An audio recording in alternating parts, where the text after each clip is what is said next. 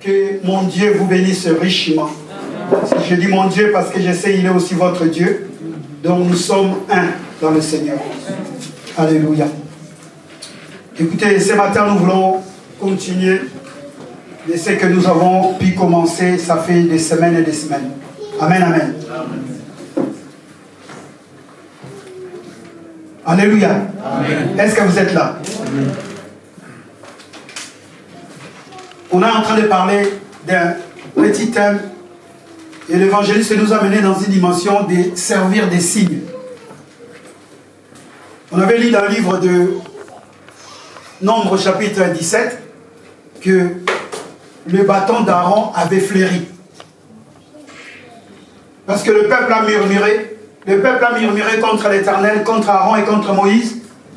Et Dieu les a donné un défi. Que tout le chef de peuple, les 12, qu'ils puissent amener leurs bâtons, parce que les chefs de peuple avaient des bâtons, des commandements, qu'ils amènent leurs bâtons au devant de l'Éternel. Et c'est à ce moment-là l'Éternel a fait la distinction. Est-ce que quelqu'un peut dire la distinction? La distinction. Et l'Éternel a fait la distinction entre les bâtons des autres et les bâtons de Moïse. Et la Bible nous dit que le bâton de Moïse a fléri, il a bourgeonné, il a donné des bourgeons. En même temps, il a donné des bourgeons, il a donné des amandes. En même temps, les amandes sont mûres. Incroyable. Une fois, bon, quand j'étais jeune, je le suis encore, ne vous trompez pas, je suis encore jeune. On entendait une histoire dans mon pays que notre ancien président, il est allé chez eux dans une tribu, parce que le président, il sillonnait tout le pays, le Congo. Et ça, c'était une histoire, on ne sait pas si c'est vrai ou faux. Et il est arrivé dans une tribu, on a planté une banane, et la banane a poussé le même jour. La banane a donné des fruits, et ils sont mûrs, et on lui a donné à manger. Ça, c'est l'histoire qu'on nous racontait. Hein. Dans une tribu, là-bas, il y a vraiment... Quand on dit là-bas, si tu voles une poule, c'est toi qui es volé en fait. Alléluia. Cela veut dire quoi? Donc c'est à nous ces choses-là. Parce que les bâtons, on n'a même pas planté une banane, mais un bâton, un simple bâton a bourgeonné. Est-ce que nous pouvons comprendre combien Dieu est grand? Alléluia. Et c'est cette différence que Dieu veut que toi tu sois, que moi je sois. Alléluia. Nous venons prier, nous venons célébrer, nous avons chanté, nous prions. Mais bien aimé, il faut qu'il y ait la différence entre ceux qui servent l'Éternel et ceux qui ne le servent pas. Force à constater aujourd'hui, il n'y a pas assez de différence en fait. Et dimanche passé, l'évangéliste nous a dit qu'il faut résister au diable. Waouh! Résister à qui? Tu as déjà vu le diable? Je ne sais pas si quelqu'un a déjà vu le diable. Juste le pénombre, juste quand vous êtes dans le noir, vous-même vous êtes en train déjà de penser au diable. Alléluia. Juste parce que vous êtes malade, ça ne se guérit pas, vous êtes en train de penser au diable. Mais vous ne l'avez pas encore vu. Mais vous pensez déjà à lui, vous dites ce qui m'arrive là, le mal qui est en train de m'arriver, je pense que c'est des sorciers. En fait, les sorciers sont des travailleurs du diable en fait. Donc tu es en train de penser au diable. Oh, je n'arrive pas à réussir, je pense que c'est ma tante. Tu es en train de penser, mais tu n'as jamais vu le diable. Et le jour que tu le verras. Alléluia. Je pense même que je te chasse. Ça va se transformer, si tu n'es pas fort, ça va se transformer en cours. Alléluia. Il faut résister au... Mais bien aimé, j'ai essayé d'écouter l'évangéliste pendant la semaine, encore, et j'ai soutiré un tout petit thème, un sous-thème. Si tu veux écrire un sous-thème, tu écris la qualité de vie chrétienne. La qualité de vie chrétienne. Allons-y rapidement dans le livre des Actes au chapitre 19. Il faut voir comment il faut que nous ayons une qualité d'ennemi.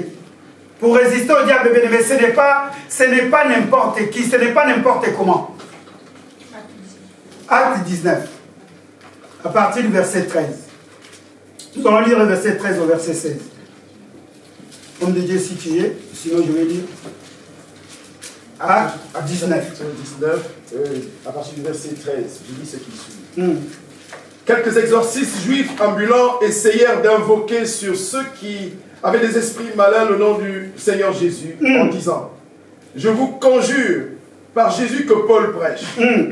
Ceux qui faisaient cela étaient 7 fils de Sheva, juifs, l'un des principaux sacrificateurs. L'esprit malin leur répondit: je connais Jésus. Je sais qui est Paul. Mais vous, qui êtes-vous? Alléluia.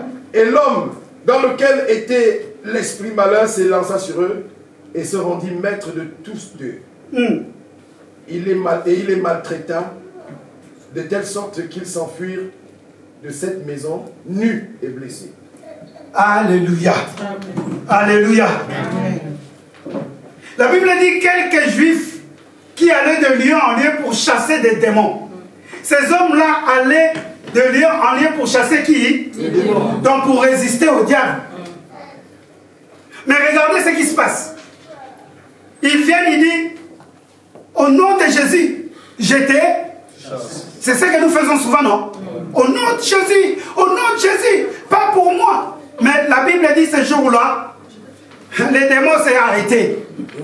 Il dit: au nom de qui?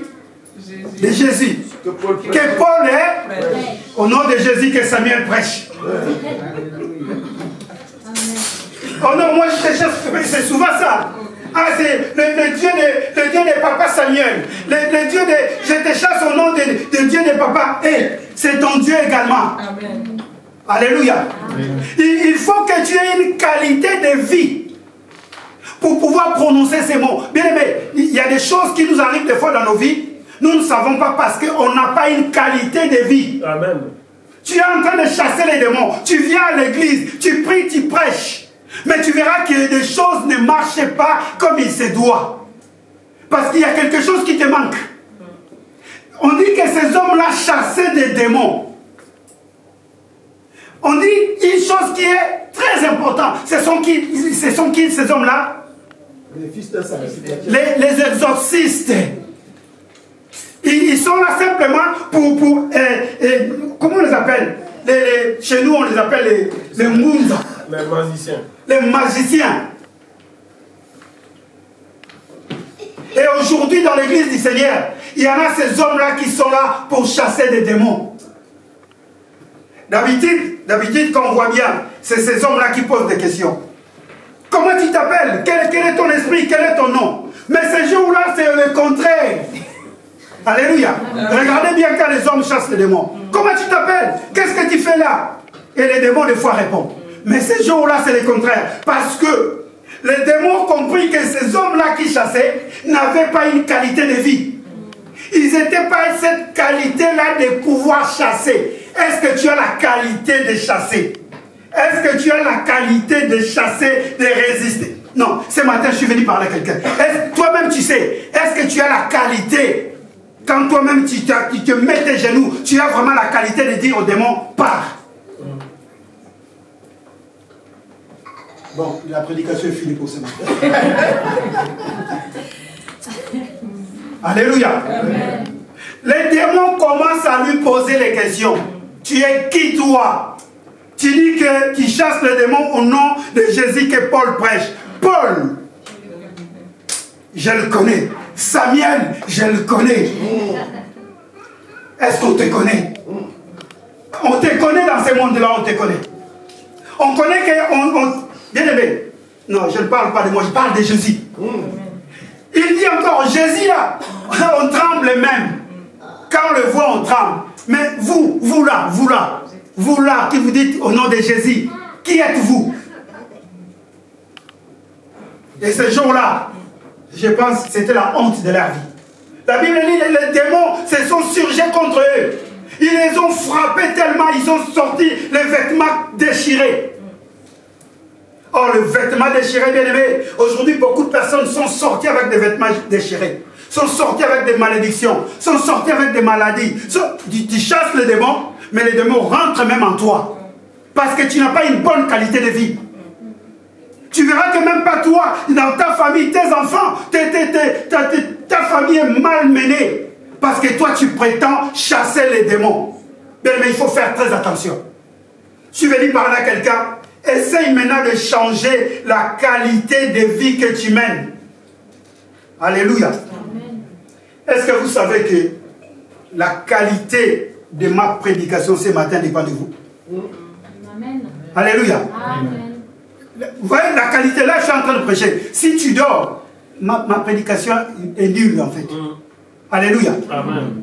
Si tu ne réagis pas, cela veut dire la qualité de ma prédication est... Donc, aujourd'hui, ma prédication est nulle. Non. Parce que vous ne réagissez pas. Alléluia. Amen. La qualité, bien aimé, quand on parle de la qualité, j'aimerais bien qu'on puisse comprendre la qualité de vie chrétienne. Donc, nous avons une vie, mais nous avons encore une autre vie. On va en venir. Alléluia. Amen. Parce que nous parlons de la vie, mais ici, nous sommes en train de parler de la vie chrétienne. La vie, déjà, rien que la vie, c'est... Comment définir la vie? Parce que la qualité, on peut le définir. Si vous allez chez vous aujourd'hui, non, Dieu merci. Avant, c'était, il faut aller chercher le dictionnaire chez un voisin. Si le voisin ne l'a pas, il faut aller, je ne sais pas où, aux bibliothèques. Mais aujourd'hui, quelle grâce. Téléphone, tac, tac, tac, tac. Même, des fois même, on t'applique. Oh, la qualité. Vous savez, dans cette... la qualité de vie chrétienne. Directement, on te donne la... Et il te parle, hein. La qualité de vie chrétienne, c'est être bien avec Dieu et tout ça. C'est pour cela, aujourd'hui même, vous voyez que beaucoup de personnes se mettent au devant, beaucoup de personnes s'autoproclament, parce qu'il y a une facilité. Quelqu'un peut rester chez lui à la maison, il met des chaises, sa femme, ses enfants, prédicateur. Je ne dis pas c'est mauvais. Alléluia. Mais est-ce que cette personne a une qualité de pouvoir parler? Est-ce que cette personne a reçu le mandat de Dieu de pouvoir parler? La fois dernière, ici on avait dit il faut surveiller quoi? La bouche. Il faut surveiller quoi? La bouche. À un certain moment, bien aimé, il faut bien surveiller la bouche. C'est vrai, il y a 1 mois, 2 mois de cela, non, les gens disent il faut surveiller les fleuves. Non, non, non, les fleuves, non. Il faut surveiller la bouche. Parce que quelqu'un qui a une bonne qualité, qui a une qualité de vie chrétienne, la personne parle peu. Alléluia. C'est l'une des qualités, bien aimées, d'un enfant de Dieu. Heureux l'homme qui écoute. La Bible, dans le livre d'Apocalypse, il dit heureux l'homme qui écoute. Celui qui écoute est capable, bien aimé, de pouvoir faire de grandes choses. Alors, j'ai défini la qualité. Pourquoi j'ai défini la qualité? Parce que, bien aimé, laissez-moi te dire, le diable n'a peur de rien. Le diable n'a même pas peur de ta connaissance. Je ne dis pas que la connaissance est mauvaise. Le diable n'a pas peur parce que tu as 1000 versets. Non. Le diable n'a pas peur parce que tu as un positionnement à l'église, dans la société, tu es élevé. Le diable n'a que faire de ça. Ce que le diable a peur, c'est la qualité de ta vie. Amen. Comment tu te comportes? De quelle manière tu parles? De quelle manière tu agis? De quelle manière tu vis ta vie de chrétienté? Parce que tu as une vie qu'on appelle la vie humaine, mais tu as également une vie qu'on appelle la vie chrétienne. Est-ce que vous le savez? Amen. Amen. Il y a combien de vies sur la terre? Ah, on dit souvent il y a une seule vie. Hein? C'est vrai? Ah non? Ah non, non, non. Moi je dis non. Il y a une seule vie. Alléluia. Amen. Non. Il y a la vie végétale. N'est-ce pas? Il y a la vie. Est-ce que toi tu vis la vie végétale? Il y a la vie animale. Est-ce que toi tu vis la vie des animaux? Il y a la vie humaine. C'est que nous les hommes, les humains, nous vivons. Mais au-delà de la vie humaine, il y a la vie chrétienne qui est à nous. Alléluia. Et il y a même la vie quoi, spirituelle. Oui. Vous voyez que si on commence à compter, il y a différents types de vie. Mais la seule personne qui la donne, il s'appelle Jésus-Christ de Nazareth. Alléluia. C'est pour cela que ça demande une qualité, bien aimé. Ça demande une qualité. La qualité, mais comment définir la qualité? Au sens large, bien aimé. Au sens large, c'est juste la manière d'être. Amen, amen. Amen. Est-ce que nous sommes là? Comme j'avais dit, la qualité de ma prédication ce matin, cela dépend de vous. Donc cela dépend de vous comment vous allez répondre. Si vous êtes calme, cela veut dire on va sortir ici très calme. Mais si vous êtes bouillant, on va sortir aussi ici. Alléluia. Vous savez, ça nous donne aussi des fois, ça donne aussi des révélations des fois quand le peuple répond. Est-ce que vous le savez? Oh, vous n'arrivez toujours pas à comprendre. Si, si. Amen. S'il y a un répondant, vous allez voir que les choses vont commencer à sortir comme de l'eau. Non, je vous dis vrai. Je vous dis, parce que s'il n'y a que 2 personnes qui sont là, moi qui va prêcher, je vais parler. Mais s'il y a 1000 personnes, ça va être autre chose. Il y a même des personnes qui débordent parce qu'ils voient qu'il y a beaucoup de personnes. Alléluia. Cela veut dire qu'il y a une certaine qualité, la manière d'être. La qualité, c'est la manière d'être. Alors, le dictionnaire a dit, ça peut être bonne ou la qualité peut être bonne ou mauvaise. C'est aussi bien, la qualité peut être bonne ou mauvaise. Ça, c'est quand on fait la comparaison. Mais d'une manière courante, bien aimé, la qualité, c'est quand on tend vers le supérieur. Quand on est supérieur à la moyenne. Alléluia. Amen. Je veux que nous restions dans cette dimension-là. Parce que la qualité peut être bonne ou mauvaise. Mais je veux que nous soyons dans la dimension où la qualité, c'est cette tendance-là qui va du supérieur. Amen. Amen. J'ai une veste. Ok? Le pasteur Clément aussi a une veste. Les deux sont des vestes. Mais on va savoir qu'aujourd'hui, c'est le costume au pasteur Clément qui est superbe parce qu'on regarde par la qualité. Alléluia. Là maintenant, on comprend que c'est la qualité qui prime. T'inquiète pas, pasteur. Je m'y connais. Alléluia. C'est comme si quelqu'un allait acheter en Bandou et quelqu'un qui achète, je ne sais pas, en France. Il y aura toujours une différence. Donc cette différence sera supérieure à la moyenne. Alléluia. Amen. Donc la qualité, bien aimé, la qualité, il faut faire en sorte que tu sois supérieur à la moyenne. On vit tous une vie humaine. Et la vie humaine, bien aimé, laissez-moi vous dire, la vie humaine, c'est la meilleure de vie. C'est la meilleure de vie que Dieu a donnée à l'homme. Posez-moi la question pourquoi. Non, posez vraiment la question pourquoi. Pourquoi, pasteur? Vous savez, il y a des fleurs qui sont tellement belles. Le matin, ça fleurit. Mais arrivé le soir, ça tombe. C'est une journée. Vous savez qu'il y a des insectes qui ne vivent que 24 heures. Vous savez, une moustique qui vous pique, qui vous fait du mal. Le moustique ne vit que 24 heures.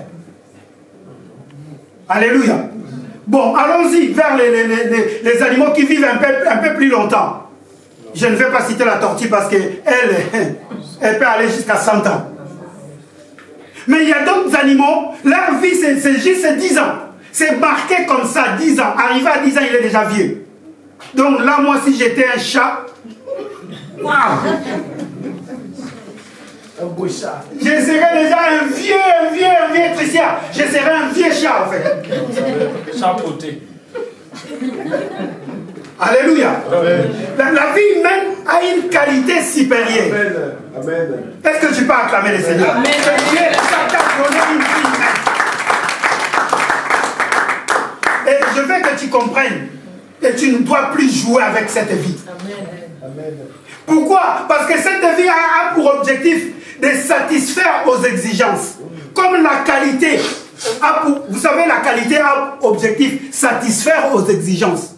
C'est pour cela, dans tout ce que tu fais dans le Seigneur, fais-le avec qualité. Fais-les avec qualité. Et c'est ce que Dieu veut. Que tu puisses faire toutes choses. D'ailleurs, il dit, hein, c'est lui qui est négligent dans ses travaux. Il est maudit. C'est lui qui prend à la légère l'œuvre de Dieu. C'est un homme maudit. Donc Dieu veut que tu puisses avoir une qualité. D'ailleurs, pour chasser les démons, pour résister au diable, si tu n'as pas une qualité, tu n'arriveras pas. Je veux que tout ce que tu fais dans ta vie, tout ce que tu fais, tu es en train d'entreprendre, il faut que cela soit de qualité. Alléluia. Je disais Alléluia. Amen. Quand je parle comme ça, les gens commencent à me regarder. Le pasteur, il va me parler, il va parler à moi. Mais ça, je parle ça tous les jours, quand le Seigneur me donne là. Vous savez, même la qualité de venir au culte, l'heure d'arriver au culte, c'est une qualité. C'est une qualité, bien aimée. Et cette qualité, si tu l'as dans une entreprise, là où tu travailles, là où on te paye chaque mois, le patron se souviendra de toi un jour. Il dira que cet homme-là, il est toujours à l'heure, il part toujours à l'heure. Il travaille toujours bien, il fait toujours bien son travail. Vous allez voir, fin du mois, prime. Pourquoi? Parce que tu as une qualité. Est-ce que dans ta vie chrétienne, tu as une qualité? Là maintenant, je suis venu te booster pour te dire que ne chasse pas les démons, ne résiste pas. On ne peut résister aux démons que si on a la qualité. Si on a la qualité d'eux. Alléluia. Amen. Est-ce qu'aujourd'hui, moi, Samuel, je peux me lever, aller à l'Élysée, dire que bon, encore aujourd'hui, c'est la guerre, Ukraine-Russie, dire que bon, Poutine, à partir de demain, je vais t'envoyer, je ne sais pas, le missile ou la bombe nucléaire. Est-ce que j'ai la qualité d'eux? Mais Macron, il a la qualité. Pourquoi il a la qualité d'eux? Parce qu'il est qui? Le supérieur. Non, pas le supérieur, mais le chef d'État. Il est le chef, hein? D'État. Donc il a un niveau, bien évidemment, il a un niveau supérieur que toi et moi. Dans l'échelon, dans l'organigramme de ces pays, si on veut citer quelqu'un, on va d'abord citer Macron. Même si il est un enfant pour les autres, même s'il est moins pour les autres, même s'il n'est pas intelligent pour les autres, mais si on veut citer, on va d'abord citer Macron. S'il y a une personne qui aujourd'hui peut appuyer sur le bouton, c'est Macron. Il n'y en a pas deux. Et c'est ce que Dieu veut. S'il y a une personne qui peut chasser les démons, que ce soit toi. Amen. Alléluia. Regarde maintenant comment tu vis. Regarde comment tu vis. C'est pour cela aujourd'hui il y a beaucoup de scandales. Vous savez pourquoi il y a des scandales? Quand un pasteur engrosse une jeune fille. Sur l'étoile, sur les réseaux sociaux, vous allez voir des vies et des vies. Je pense que... Non, je ne peux pas faire ça. Je n'ai pas beaucoup de vie. Tricia, il faut faire... Il faut... Les jeunes, vous êtes là, il faut partager. Parce que si demain, on vous apprend que le pasteur Samuel, on l'a attrapé à l'hôtel où il a engrossé une jeune fille, vous allez voir des vies que j'aurai. On ne veut pas décéder là. Alléluia. Amen. Mais maintenant, le Seigneur veut que tu aies une qualité de vie pour que ne pas avoir de vue aux yeux de ce monde, pour que lui puisse te voir. Amen. Amen. Alléluia. Amen. Le Seigneur ne voit pas les hommes par rapport aux vies, par rapport à, je ne sais pas, 3 vies. L'église était... Non. Le Seigneur, comme disait le modérateur, le pasteur Clément, le Seigneur veut voir ta qualité. Quelle est la qualité de vie que tu as à la vie chrétienne? Amen, amen. Amen. C'est cette vie humaine. Je pense que j'ai défini la qualité. Et la vie, comment on peut le définir, la vie? Est-ce que quelqu'un peut définir la vie? C'est quoi la vie? Déjà, c'est le souffle. Ouais, bonne chose, bonne réponse. 9,5 sur 10. C'est quoi la vie? Comment définissez-vous la vie? Parce qu'on est en train de parler de vie, la vie chrétienne. C'est quoi la vie déjà en elle-même? La vie, c'est quoi? Oh, mais on est tapé Google. Alléluia. Mais ça, c'est les hommes qui arrivent à définir comme ça. Ils définissent la vie comme, je dirais, la vie, ils la définissent comme un état d'activité. Parce que celui qui a la vie, c'est quelqu'un qui bouge. C'est quelqu'un c'est quelqu'un qui est en activité, en fait. C'est ça la vie. Parce que quelque chose qui est morte, cela veut dire qu'elle ne bouge plus. Mais quelqu'un qui bouge, quelqu'un qui respire, quelqu'un qui est en mouvement, c'est ça, quelqu'un est en train de vivre. Ça, c'est le monde qui est en train de définir la vie comme ça. Mais Dieu définit la vie comme un don. Un don venant de lui. Alléluia. Amen. Je disais Alléluia. Amen. Et les hommes, quand ils définissent, ils disent quoi? C'est les caractéristiques de tous les organismes, animaux, végétaux, unicellulaires ou pluricellulaires, de leur naissance à leur mort. Voilà les hommes, comment ils ont défini la vie. C'est les caractéristiques des hommes, animaux, végétaux, unicellulaires, pluricellulaires, de leur naissance jusqu'à... C'est pour cela quand quelqu'un meurt, il dit, ah c'est fini, il n'a plus la vie. Fin des... Mais ils oublient que ça, c'est les hommes qui disent cela. Voilà pourquoi nous, en tant que chrétiens, nous devons comprendre que nous avons une autre vie. C'est pour cela que je disais, il y a plusieurs types de vie. En étant sur la terre, je ne suis pas comme un animal. Quand il naît, il meurt, c'est fini. Moi, quand je meurs, je sais que je vais y aller quelque part. Alléluia. Amen. Donc quand je meurs, c'est le commencement d'une autre vie qui commence. C'est pour cela qu'il faut avoir une qualité. Pour que tu puisses hériter le ciel, il faut avoir une qualité. Amen, amen. Amen. J'aime pas demander des amens. Mais je vais commencer à demander des amens. Vous savez, il y a des prédicateurs, donne-moi un amen. Je ne vais pas vous me donner des amens. Je veux que si toi-même tu comprends que je dois dire amen, tu dis amen. Amen. Parce que les amens, c'est à Dieu qu'on doit les donner. Alléluia. C'est à lui qu'on doit dire ainsi soit-il. Pourquoi alors la vie chrétienne? Notre deuxième point. Le premier point, c'était la définition. Pourquoi la vie chrétienne? Allons-y dans le livre de Genèse. On va retourner au commencement. Nous allons comprendre pourquoi la vie chrétienne. Pasteur, je suis avec toi. Genèse chapitre 1, 20 à 25. 20 à 25 et le verset 29. Écrivez chez vous à la maison. Genèse chapitre 1. 20 à 25 et le verset 29.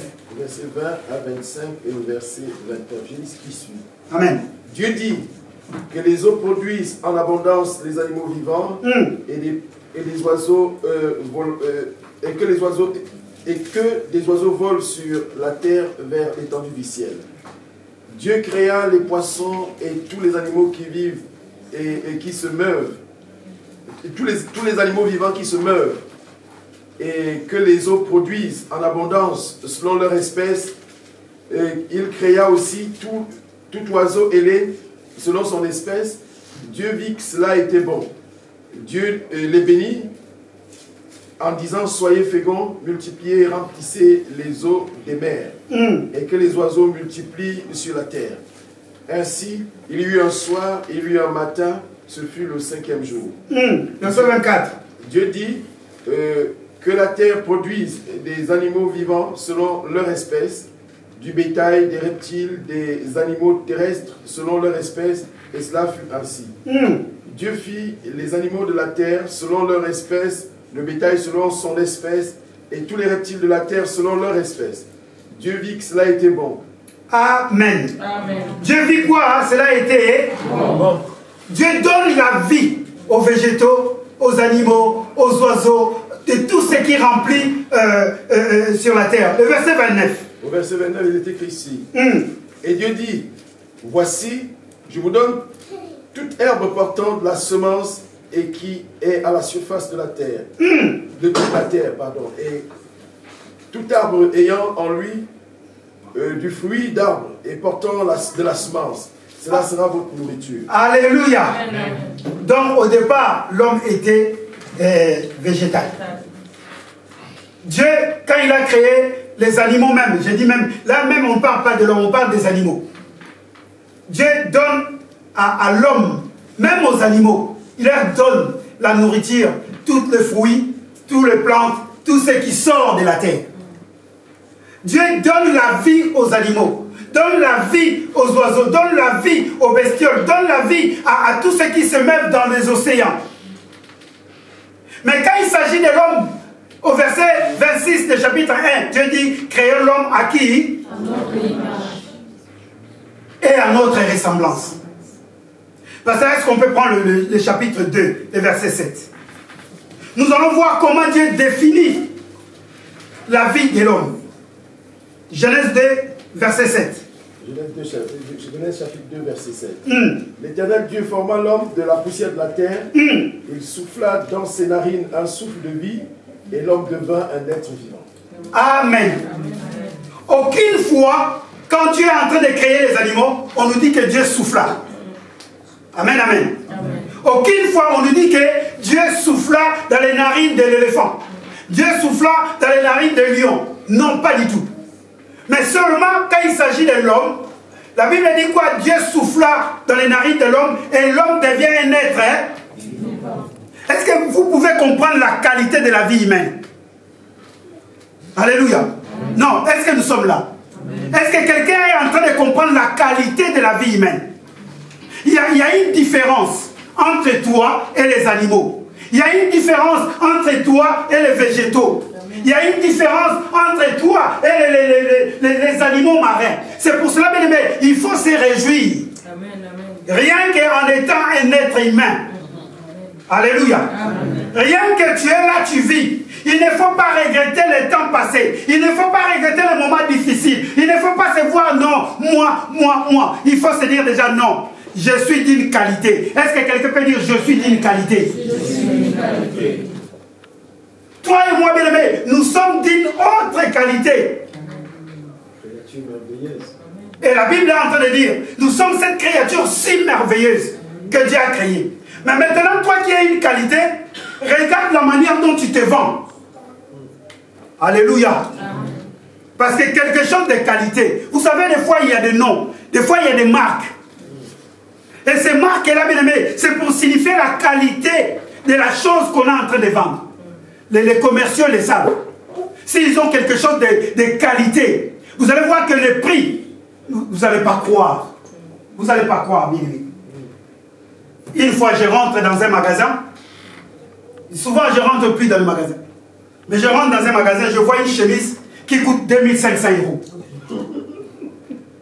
Une chemise qui coûte 2500 €. Je dis, mais attendez. Si je vais au bled là-bas, à 5 €, je ne vais pas voir une chemise. Et cette chemise coûte 2500 €. Mais bien aimé, quand vous regardez la chemise, en vous-même, vous dites aussi non. Non, cette chemise-là, non. C'est incroyable. Comment ils ont fait? La qualité, la couture, la finition. Bien aimé, c'est ça qui fait la qualité. Est-ce que tu as une finition quand tu parles? Est-ce que quand les gens te voient, ils voient que non, ça c'est le frère Samuel, le pasteur qui est en train de passer, même s'il ne parle pas. Le simple fait que tu passes, les gens disent ça c'est le pasteur. Ou sinon quand tu passes, les gens disent Alléluia. Et maintenant au devant du diable. Parce que les hommes peuvent comprendre, mais le diable il sait. Parce qu'il a posé la question à ces hommes-là. Il dit, moi je connais Paul. Je connais aussi Jésus. Et vous là, vous sortez d'où? Vous venez simplement le dimanche à l'église, mais dans la semaine, vous ne touchez même pas la Bible. Vous venez simplement chanter, mais dans la semaine, vous ne priez pas. Vous venez simplement à l'église, mais dans la semaine, vous ne faites rien de bon. Qui êtes-vous? Qui êtes-vous? Alléluia. Amen. Demande à ta voisine, ton voisin, qui es-tu? C'est pour cela, bien aimé, des fois on sort tabassé, des fois on sort dégoûté, parce qu'on n'a pas une bonne qualité. Cette qualité-là, nous ne l'avons pas. Alléluia. Est-ce que quelqu'un peut maintenant, à partir d'aujourd'hui, je vais être une qualité? Mais dans tout ce qu'on fait, dans tout ce que tu fais, même sur la terre, si tu exiges la qualité, tu verras que ça va marcher. Amen. Alléluia. Amen. Quand tu parles avec quelqu'un, essaye de parler avec une qualité. Ne parle pas wesh. Oh, tu vas à la banque, tu dis wesh. Déjà les banquiers sont en train de te regarder et disent ouais, celui-là il n'est pas venu cambrioler par hasard. Alléluia. Amen. Si, vous savez, quand je sors de mon travail, la manière dont je m'habille, si je rentre comme ça à la banque, je viens demander 10 000 euros. Même la banquière, quand elle me regarde, dit monsieur, vous êtes sûr que c'est votre argent? La qualité est très importante. Voilà pourquoi aujourd'hui il y a la guerre même de communication, c'est par la qualité. Oh non, Free est le meilleur que SFR. Non, bien aimé, c'est par rapport à la qualité. Tu veux être un bon chrétien, tu veux résister au diable, il faut que tu aies la qualité. Amen, amen, amen, amen. Et c'est cette qualité de vie. Je vais maintenant commencer à te démontrer quelle est cette vie. La vie supérieure. Une qualité supérieure. Est-ce que quelqu'un peut dire une qualité supérieure?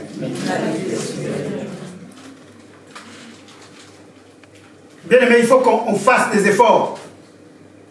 Malgré la vie supérieure que Dieu a donnée aux animaux, Dieu veut que l'homme puisse avoir encore une vie plus que supérieure. Dieu nous a donné une vie, mais Dieu veut que nous puissions avoir une vie plus que supérieure. Nous sommes toujours dans la jeunesse. Je vais rester dans la jeunesse, parce que ça a commencé là. Est-ce que vous savez que la vie chrétienne a commencé dans la jeunesse? Amen. On dirait pas, mais la vie chrétienne a commencé dans la jeunesse. Amen. Parce qu'on ne connaissait pas le nom de Jésus. Mais la vie chrétienne avait déjà commencé dans la jeunesse, quand Dieu a créé l'homme. Genèse au chapitre 10. Frère Adolphe, est-ce que tu peux me lire le verset 15 au verset 17? Ce matin, j'avais dit la qualité de ma prédication dépend de vous.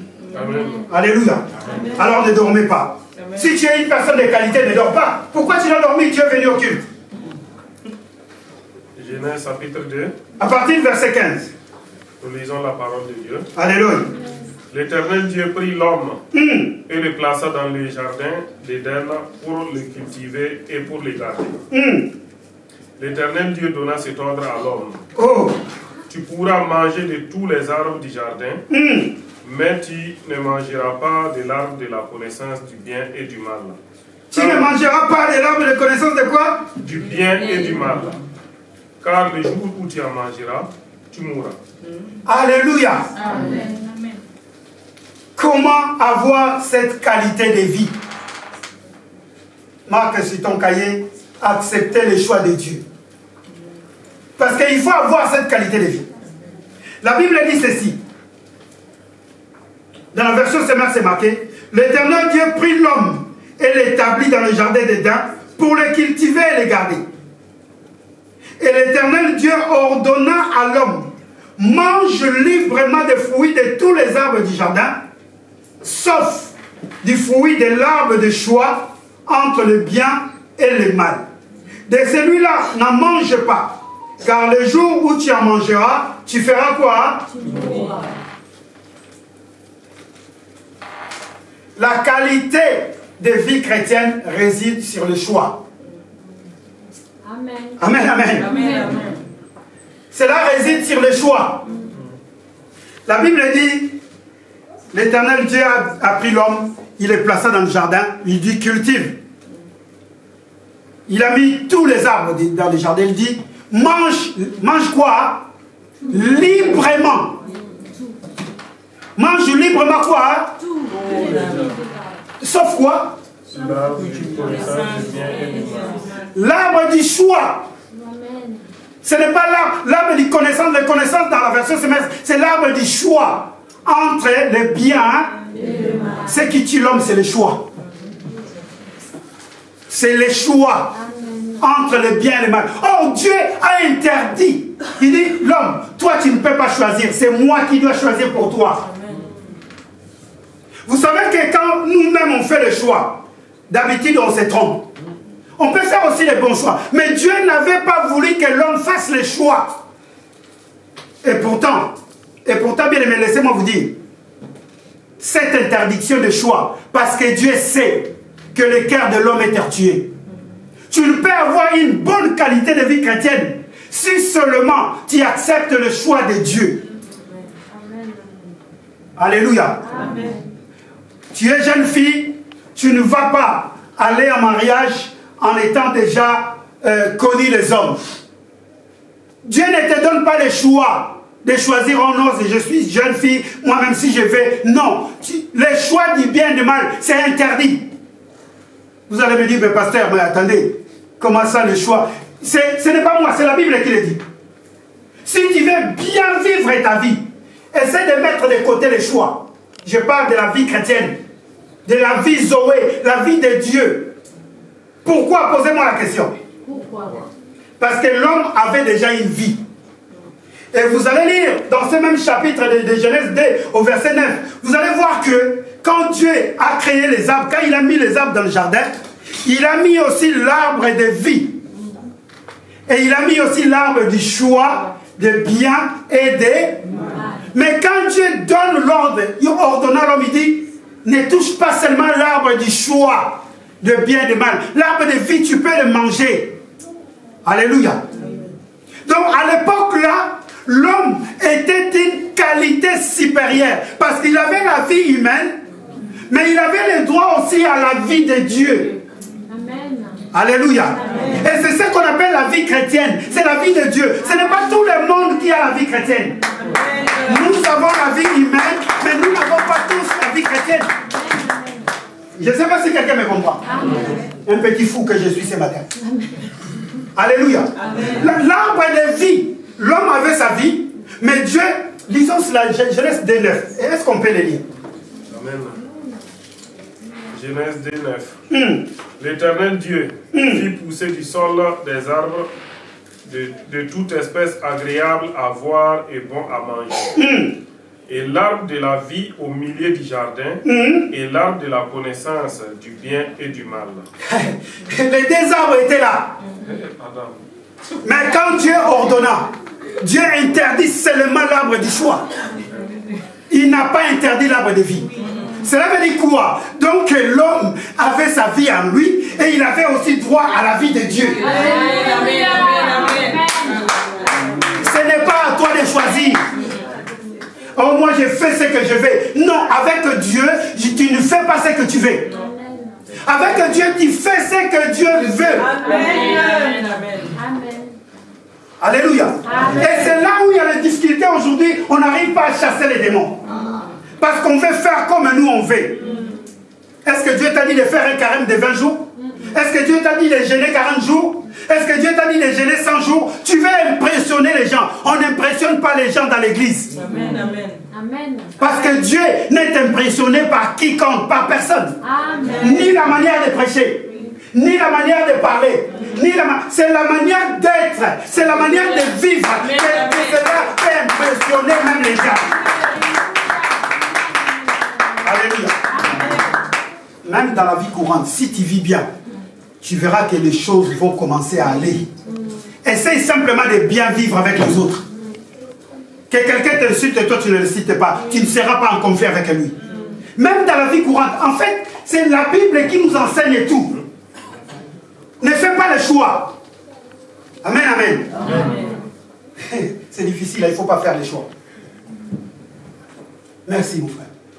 Pourquoi? Le choix du bien et du mal. Le bien et le mal, bien aimé, ce sont des paramètres que l'homme ne maîtrise pas. Tu ne peux pas maîtriser le bien. Tu ne peux pas non plus maîtriser le mal. Parce que quand il y a beaucoup de bien, vous ne voyez pas qu'un homme était pauvre. Il n'avait rien. Il commence à promettre, j'aime bien cela. Quand j'aurai, je vais faire ceci. Les jours où il aura, il oublie.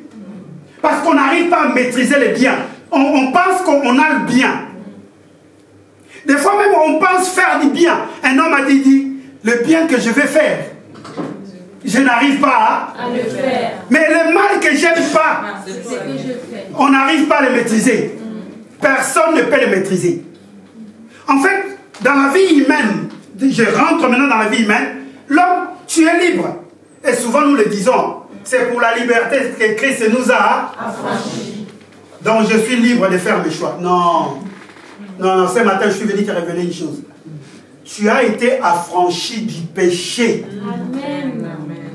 J'ai été affranchi également du péché. Mais je suis l'esclave de Dieu. Amen. En quoi alors je suis libre? Tout, c'est 1 Corinthiens 6, non? Le verset 12 nous dit quoi? Tout m'est permis. Et quel est ton choix là-dedans?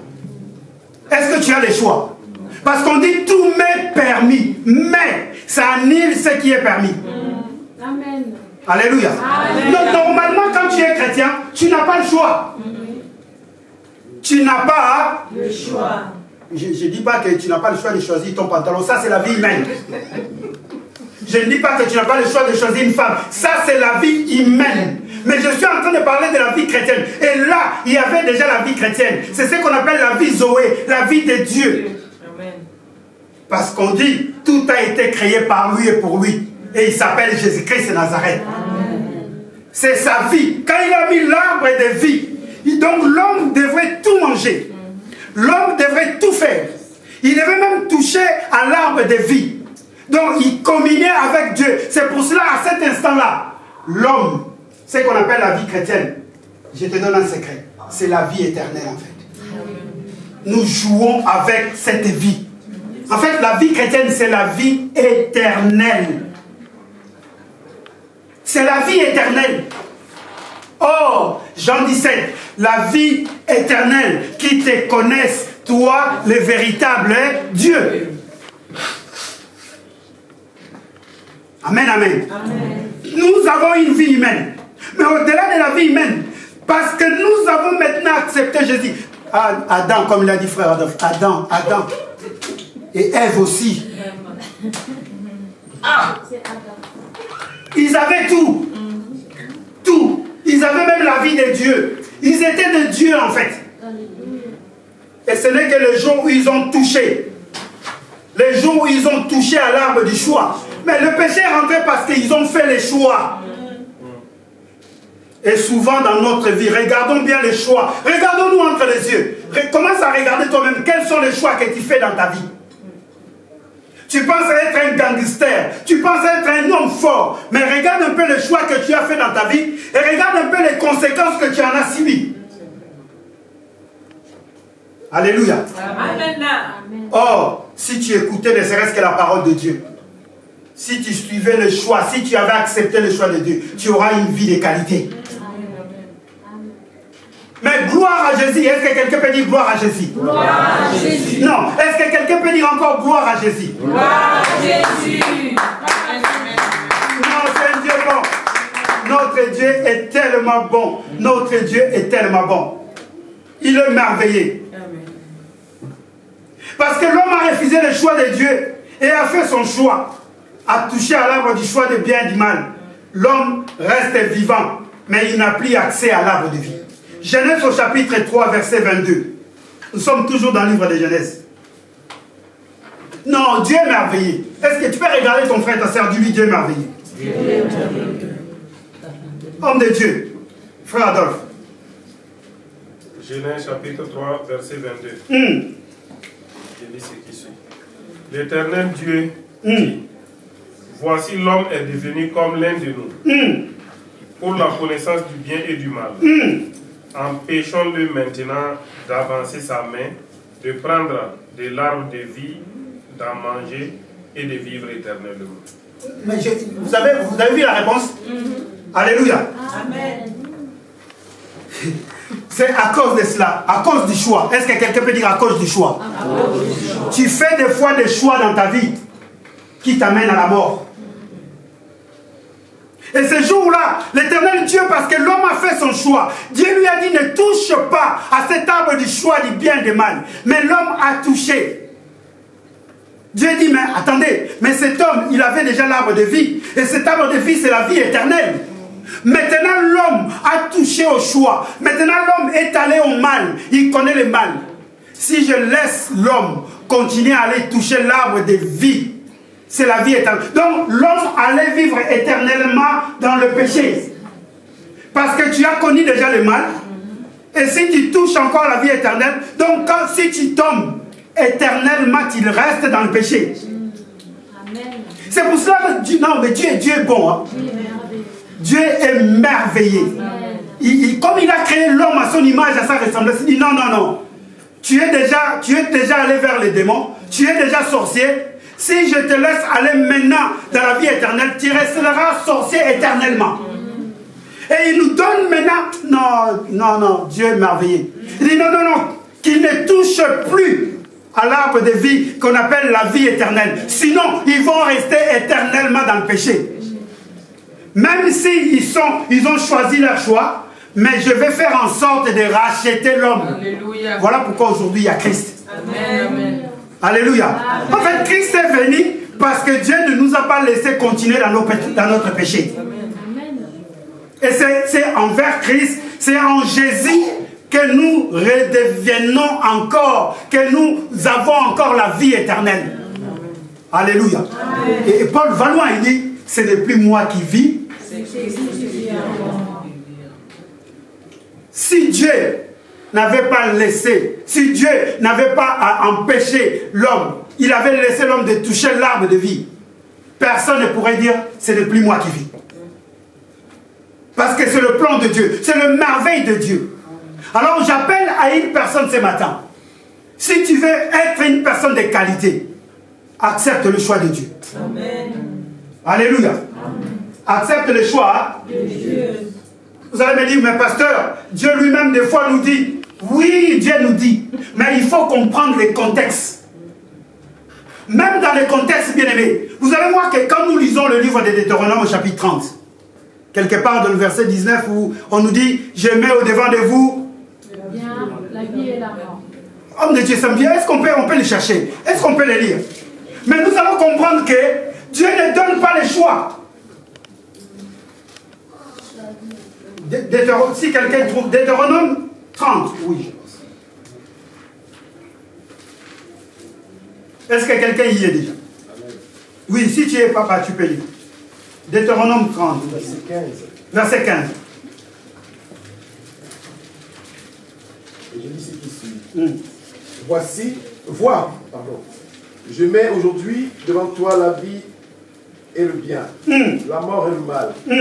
Car je te prescris aujourd'hui d'aimer l'Éternel, ton Dieu, de marcher dans ses voies et d'observer ses commandements, ses lois et ses ordonnances, afin que tu vives et que tu multiplies. J'aimerais bien que tu lises le verset 19.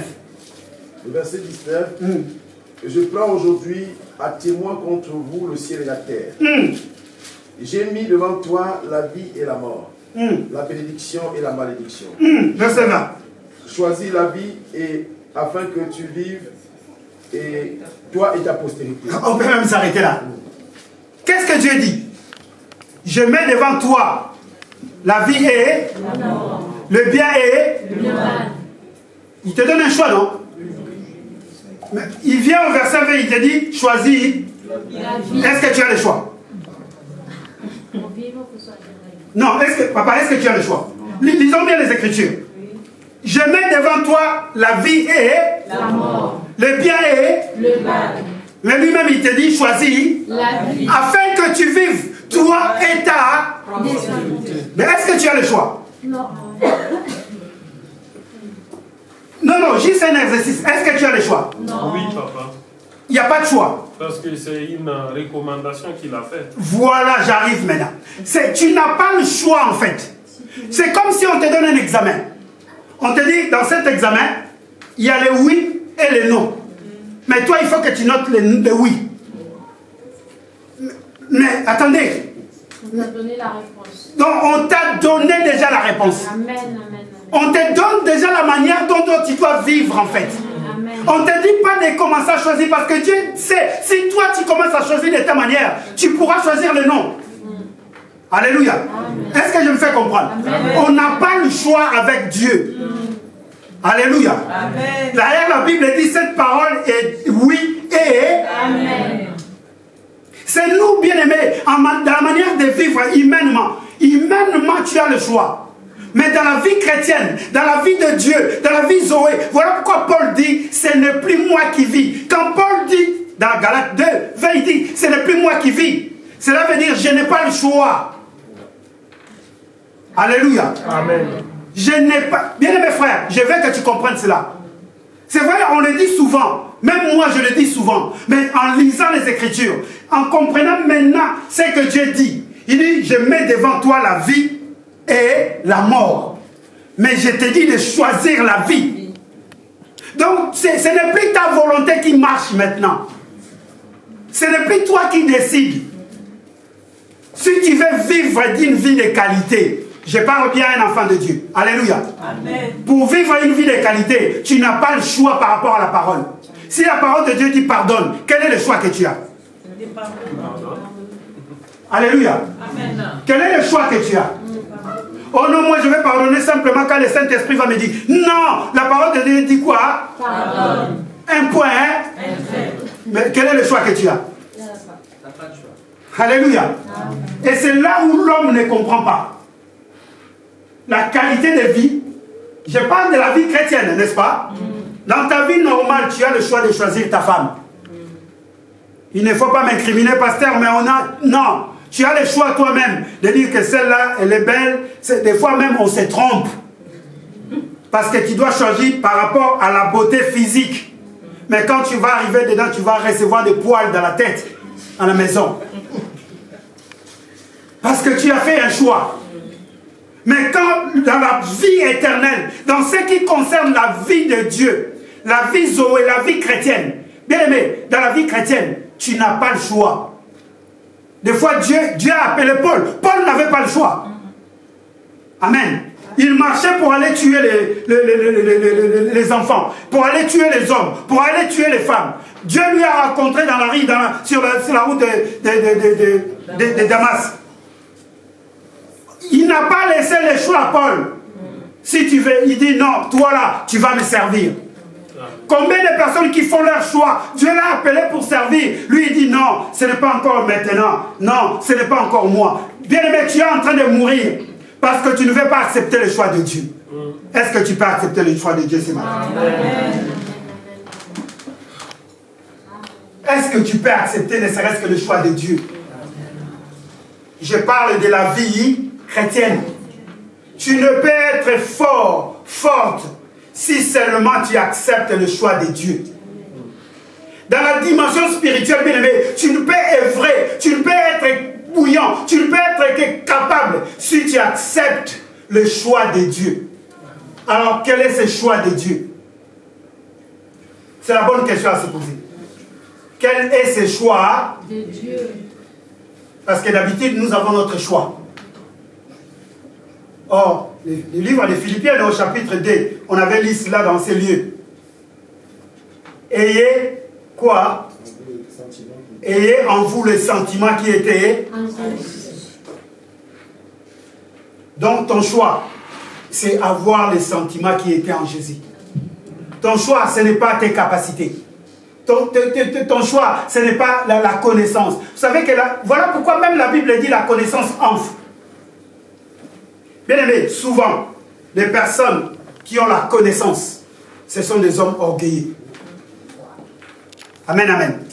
Souvent, les personnes qui ont la connaissance, je dis bien pas tous ça. C'est rare de voir des personnes humbles qui ont la connaissance. Souvent, des personnes qui ont la connaissance, parce que la connaissance enfle. Or, la connaissance, c'est bien quand tu acceptes le choix de Dieu. Quel est le choix de Dieu? Tu as la connaissance, mais tu es humble. La Bible dit, il n'a pas regardé son égalité avec Dieu, mais il s'est humilié. Il avait toute la connaissance du monde, mais il s'est humilié. Est-ce que quelqu'un peut s'humilier ce matin? Amen. Non, moi je suis belle. Qu'est-ce que tu penses? Même si tu pars aujourd'hui, je trouverai un mari. Combien de femmes belles qui traînent dans la rue? Qui toule, hein? Alléluia. Amen. Oh non, moi je me suffis à moi-même. Moi je suis un homme. Je suis capable de. Mais rien que ce jour-là, la femme dit, je m'en vais avec mes enfants. Crise cardiaque. Beaucoup d'hommes meurent aujourd'hui. Parce qu'ils pensent être forts. Bien aimé, surtout, il ne faut pas jouer avec des femmes. Alléluia. Amen. Non. Les femmes sont beaucoup plus fortes que nous. Est-ce que vous le savez? Les femmes, vous êtes là? Amen. Vous êtes beaucoup plus fortes que les hommes. Mais papa, faut pas dire. Hein? Faut pas dire. Il ne faut pas le dire là. Posez-moi la question pourquoi? Au commencement, le diable savait. Il dit, la plus forte c'est elle. Si j'arrive à les convaincre, elle va convaincre l'homme. Non, bien aimé, c'est la parole de Dieu. Amen. Amen. Si, parce que s'il était venu chez Adam, il allait même peut-être dire non, je ne vais pas, Dieu m'a dit, non, je conserve. Mais la plus forte, la plus dure à convaincre, c'était la femme. Le diable savait. Il dit que si je convainc cette femme, l'homme, finitos. Alléluia. C'est très important. Bien mes frères, nous sommes là. Aujourd'hui, nous voulons qu'on vive. Moi, je veux vivre des grandeurs de Dieu dans cet ensemble. Je veux que quand nous viendrons ici, il n'y a pas que le pasteur, quand il prie, que quelqu'un soit guéri. Parce qu'aujourd'hui, le pasteur, nous pensons que c'est nous qui ont le monopole du Saint-Esprit. Bien, mais c'est vrai, nous sommes des hommes appelés, des hommes mis à l'écart. Mais moi, le souci que Samuel j'ai, que toute personne ait une qualité de vie. Afin que partout où tu vas être, de toi-même tu dis, pars, les démons partent. Amen. Pourquoi tu dois appeler les pasteurs? Si toi aussi tu es un enfant de Dieu. Le pasteur est là pour te booster, pour te donner la nourriture, afin que tu sois requinqué. C'est ça le rôle du pasteur. Le pasteur ne peut pas te communiquer le Saint-Esprit. Alléluia. Amen. Tu as le même Saint-Esprit que le pasteur et toi. Oh. Amen. Est-ce que nous sommes là? Amen. Maintenant, quelle est la qualité de vie que tu mènes? Peut-être le pasteur, il est un peu au-dessus, il prend le temps de méditer, il prend le temps de prier, il prend le temps de pouvoir se préserver. Mais il y a même des personnes qui disent, moi je ne suis pas le pasteur. Oh, tu n'es pas le pasteur, mais tu as la vie chrétienne. Amen. Alléluia. Amen. Quand le Jésus reviendra, il dit, est-ce que je viendrai chercher les pasteurs? Non. Je viendrai chercher, je ne sais pas, les prédicateurs? Non. Son église. Celui qui a la vie chrétienne, mais une vie de qualité. Amen. Maintenant, commence à te regarder. Quel est le rapport que tu as? Même dans la vie courante, on dit, si on a une bonne vie, on mange sain, on se lave tous les matins, on brosse, parce qu'il y a des personnes qui ne brossent pas les dents le matin, qui ne brossent pas, même s'ils brossent le matin, mais le soir, avant de... Bien aimé, déjà le fait d'avoir une vie saine, de brosser le matin, le soir, tu préserves tes dents. C'est la qualité d'une vie. Tu es en train de donner une qualité à tes dents. Maintenant, ta vie spirituelle, comment tu n'arrives pas à donner une qualité? Amen. Nous sommes là. Amen. Changeons. Et nous allons voir des choses changer. Amen. Si toi-même tu changes, tu verras des choses changer. Là où tu insultes les gens, n'insiste plus. Là où tu te mets toujours en colère, ne te mets plus en colère. Là où tu viens à l'église même avec une mine serrée, que Dieu te bénisse, frère Adolphe. Vendredi, on a passé un moment de prière, mais incroyable, merveilleusement. Est-ce que quelqu'un a lu déjà un chapitre? Est-ce que quelqu'un avait lu un chapitre? Nous allons nous délivrer. Que le Seigneur nous bénisse.